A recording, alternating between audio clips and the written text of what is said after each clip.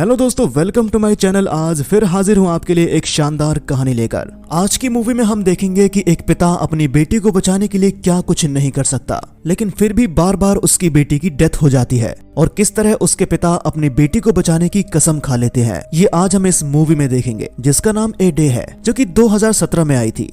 तो मूवी की शुरुआत 17 मई 2017 से होती है, जहां हमें जून नाम का आदमी दिखता है, जो कि वो अपने असिस्टेंट मिन के साथ हवाई जहाज में यूनाइटेड नेशन से वापस कोरिया आ रहा होता है। इस ट्रेवलिंग में जून की आंख लग जाती है। जैसे ही उसकी आंख खुलती है, एक फ्लाइट अटेंडेंट उससे ऑटोग्राफ मांगने आती है। दरअसल जून कोरिया का बहुत ही मशहूर और जाना माना डॉक्टर है और उसकी एक छोटी सी बेटी भी है, जिसका नाम यून है। जून अपने काम और एक डॉक्टर होने का फर्ज निभाने की वजह से कभी कभी वो अपनी बेटी को ज्यादा वक्त नहीं दे पाता, जिसके कारण उसकी बेटी उससे हमेशा नाराज ही रहती है। और जून ने न जाने अपनी बेटी को कितनी कॉल्स और मैसेज किए हैं, लेकिन यून ने एक भी जवाब नहीं दिया। दूसरी तरफ यून अपने दोस्तों के साथ स्कूल से घर जा रही होती है। उसके दोस्त उससे कहते हैं कि अगर तुम्हारे पापा इतने ही मशहूर हैं, तो हमने उन्हें आजकल टीवी पर क्यों नहीं देखा, और हम सभी के पापा तो डेली स्कूल छोड़ने और वापस घर ले जाने भी आते हैं, लेकिन तुम्हारे पापा क्यों नहीं आते। ये सब सुनकर यून को बहुत बुरा लगता है और अब वो वहाँ से अकेले ही अपने घर की ओर जाने लगती है और सोचने लगती है कि बाकियों की तरह उसके पापा उसे बिल्कुल भी वक्त नहीं देते। अब यहाँ जून अपने असिस्टेंट के साथ हवाई जहाज से नीचे उतर चुका है। एयरपोर्ट से जाते वक्त वहाँ एक छोटे बच्चे को कुछ प्रॉब्लम होने लगती है और वो अचानक बेहोश हो जाता है। उसकी माँ ये सब देखकर बहुत घबरा जाती है और रोने लगती है। तब जून वहाँ जाकर उस बच्चे को चेक करता है तो पता चलता है कि उस बच्चे के गले में एक टॉफी फंस चुकी है और जून उस बच्चे के गले से वो टॉफी निकाल देता है और उस बच्चे की जान बच जाती है।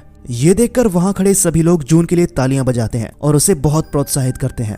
इसके बाद जून अपने असिस्टेंट के साथ एक प्रेस मीटिंग के लिए निकल जाता है। वहां पर पहुंचते ही मीडिया ने उनका इंटरव्यू शुरू किया। मीडिया वाले उससे पूछते हैं कि क्या आपने टेररिस्ट की भी जान बचाई है। तब जून बोलता है कि मैंने उस हर इंसान की जान बचाई है जिसको मेरी जरूरत थी। तभी दूसरे रिपोर्टर उससे पूछते हैं कि इतना मशहूर डॉक्टर होने के बावजूद भी आपने आज तक अपना एक अस्पताल क्यों नहीं बनवाया। तो जून ने कहा, दरअसल कुछ साल पहले मेरी बेटी बहुत बीमार थी, उसकी मरने जैसी हालत हो गई थी। बहुत ही मुश्किलों से मैंने उसकी जान बचाई और तभी से मैं अलग अलग जगह जाकर सभी लोगों की मदद करता हूँ। तभी जून का असिस्टेंट बीच में आकर कहता है, जून अपनी बेटी से बहुत प्यार करते हैं, लेकिन यून थोड़ी जज्बाती लड़की है, जिस वजह से वो जल्दी नाराज हो जाती है।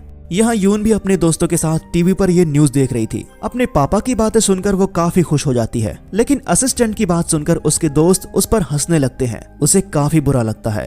अब इंटरव्यू के बाद जून अपनी बेटी को मैसेज में उससे मिलने के लिए कहता है। काफी मनाने के बाद अंत में जाकर यून मिलने को रेडी होती है। जून बहुत खुश हो जाता है और तुरंत ही अपनी कार लेकर यून से मिलने के लिए निकल जाता है। यहाँ यून भी अपने पापा से मिलने के लिए बहुत खुश थी। अब रास्ते से जाते हुए जून एक टैक्सी को देखता है जिसका एक्सीडेंट हो चुका था। वो रुकना तो नहीं चाहता था, लेकिन एक डॉक्टर होने के नाते वो रुककर उनकी मदद करने के लिए पहुंचता है। अब जून वहां जाकर चेक करता है तो देखता है कि उस टैक्सी का ड्राइवर और उसमें बैठी एक महिला की पहले से ही मौत हो चुकी है। जून डेड बॉडी को पोस्टमार्टम करवाने के लिए एम्बुलेंस से अस्पताल में भिजवा देता है और वो अपनी बेटी को कॉल करके बताता है कि बेटा आज आने में थोड़ा लेट हो जाएगा, लेकिन उधर से कोई रिप्लाई नहीं आता है। और तभी उसे बीच सड़क पर एक और छोटी बच्ची की लाश पड़ी हुई दिखाई देती है, जिसे उसी टैक्सी ड्राइवर ने टक्कर मारी थी। जून तुरंत दौड़कर उस बच्ची के पास पहुंचता है और वो उस बच्ची को देखकर दंग रह गया, क्योंकि वो बच्ची और कोई नहीं बल्कि उसी की बेटी यून है। यून को इस हालत में देखकर वो सदमे में चला जाता है। उसे कुछ समझ में नहीं आ रहा था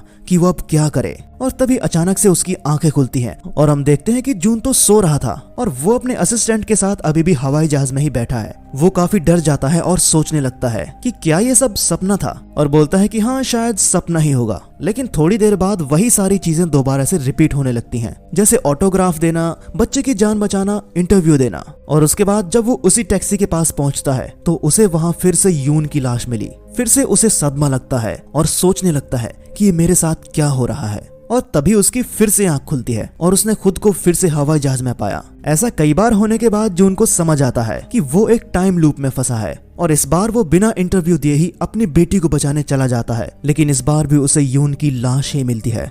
वो इस तरह कई बार यून को बचाने की कोशिश करता है। छोटे अलग रास्ते, दूसरे रास्ते से जाकर यून से पहले पहुंचने की कोशिश करता है, लेकिन वो बार बार नाकाम हो जाता है और उसे हर बार यून की लाश ही मिलती है। जितनी बार वो लूप में फंसता है उसे हर बार नई चीजें पता चलती हैं।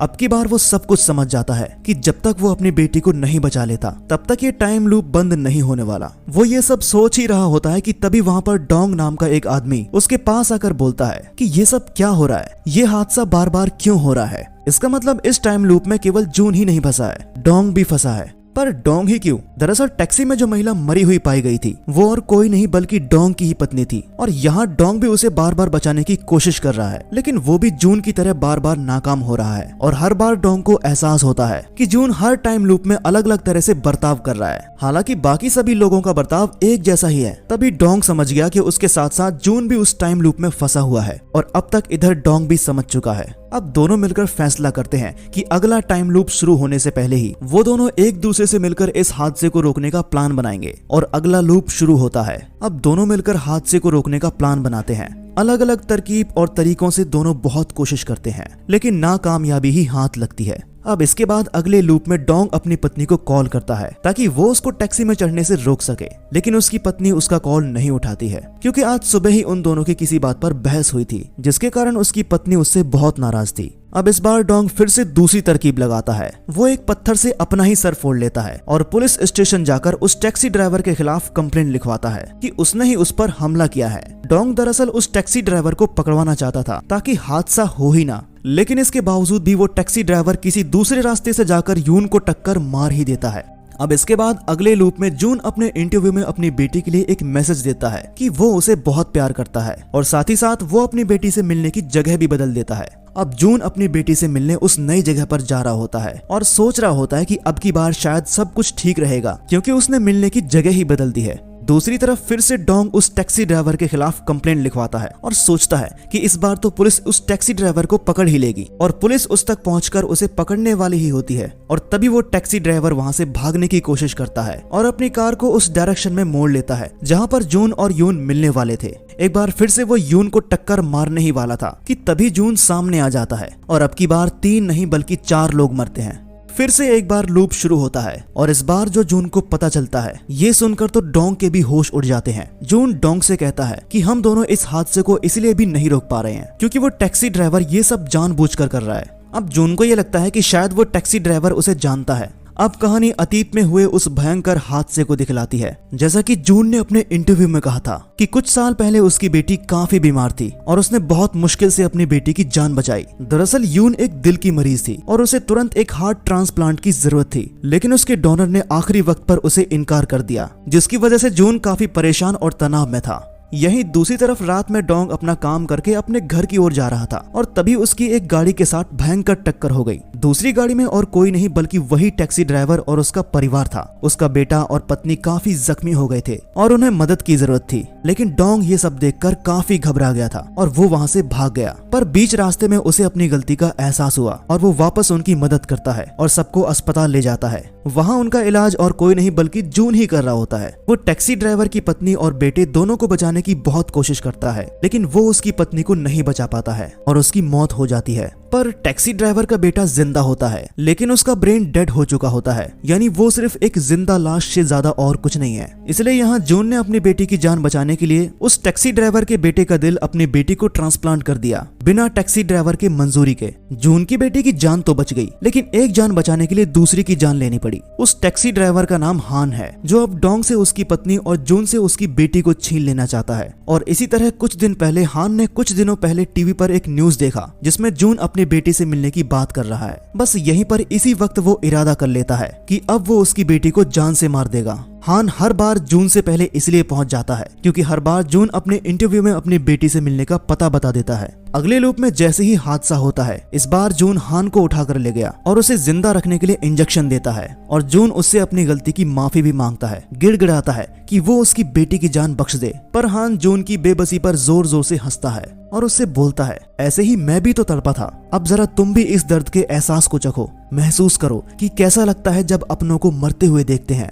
यहाँ जून ने एक और चीज गौर की कि समय जो है 12:40 हो चुके हैं, लेकिन हर बार तो लूप 12:30 में ही शुरू हो जाता है। इसका मतलब ये टाइम लूप उसकी बेटी की मौत से नहीं बल्कि हान की मौत से शुरू होती है, और इसी के साथ हान मारा जाता है और लूप एक बार फिर से शुरू हो जाता है। और इस बार डोंग ने अपनी पत्नी की जगह उसकी बहन को कॉल किया और पूछा कि उसकी पत्नी कहाँ है। उसने बताया कि वो अभी अस्पताल में है। ये सुनकर डोंग फौरन अस्पताल पहुंचा। अपनी पत्नी को सुरक्षित देखकर वो चैन की सांस लेता है। दोस्तों, पिछले लूप में जून ने अपनी बेटी से मिलने की जगह बदल दी थी और इसी वजह से इस लूप में चीजें पहले से थोड़ी अलग घटना घट रही हैं। इस बार डोंग ने ठान लिया कि हान को मार के रहेगा। अब यहाँ एक बार फिर हान यून को टक्कर मारने ही वाला होता है। तभी जून अपनी गाड़ी ले आता है और हान की गाड़ी को जोरों से टक्कर मारता है, जिससे हान की गाड़ी यून को टक्कर नहीं मार पाती और यून की जान बच जाती है। इसके बाद डोंग भी हान को मारने जाता है। तभी जून उसे रोकने की कोशिश करता है, क्योंकि अगर हान मारा गया तो वो लूप फिर से शुरू हो जाएगा। जून ने इस टाइम लूप का तोड़ ढूंढ निकाला है, जो सिर्फ उसे ही पता है। लेकिन डोंग को रोकने की कोशिश में चाकू जून को ही जा लगती है। डोंग काफी घबरा जाता है। इधर हान यून को मारने के लिए आगे बढ़ रहा होता है। वो उसके पास पहुंचता है और यून को गले लगा लेता है और तभी उसके पीछे एक गाड़ी में बहुत जोर का धमाका होता है। इस ब्लास्ट में हान और यून दोनों एक बार फिर से मारे गए। अब इस बार जब लूप शुरू होता है, यून अपने दोस्तों के साथ टहल रही होती है। तभी वहाँ पर हान आ जाता है और उसे अपने साथ थोड़ी दूर ले जाता है और अब ये दोनों एक जगह पर बैठकर बातें कर रहे होते हैं। यून हान को पापा कहकर बुलाती है और वो कहती है कि भले ही ये शरीर मेरा क्यों ना हो, लेकिन ये दिल आपके बेटे का ही है और वो आपसे बहुत प्यार करता है। ये सुनकर हान की आंखें भर आईं। उसे एहसास हुआ कि अब तक वो जो कर रहा था वो गलत है। असल में गलती तो जून और डोंग की थी, तो भला वो उनकी बेटी और पत्नी को क्यों मारना चाह रहा था। दरअसल पिछले लूप में हान यून को मारने वाला होता है, तो उसे यून के अंदर अपने बेटे का दिल धड़कता हुआ महसूस होता है। उसे एहसास होता है कि उसका बेटा अभी भी यून के अंदर जिंदा है। उसकी चलती धड़कनों की धुन में वो अपने बेटे के हर गुजरे लम्हे को जी सकता है और उसने यून को मारने का इरादा छोड़ दिया। इधर डोंग और उसकी पत्नी के बीच में जो भी परेशानियां थी वो सभी खत्म हो जाती हैं। अंत में हम देखते हैं कि जून यहाँ एयरपोर्ट पर वो सभी चीजें फिर से दोहरा रहा होता है, लेकिन इंटरव्यू के दौरान उसने पूरी दुनिया के सामने ये कबूल किया कि 3 साल पहले अपनी बेटी की जान बचाने के लिए उसने एक दूसरे बच्चे की जान ली थी। और इसी के साथ ये मूवी यहीं पर खत्म होती है।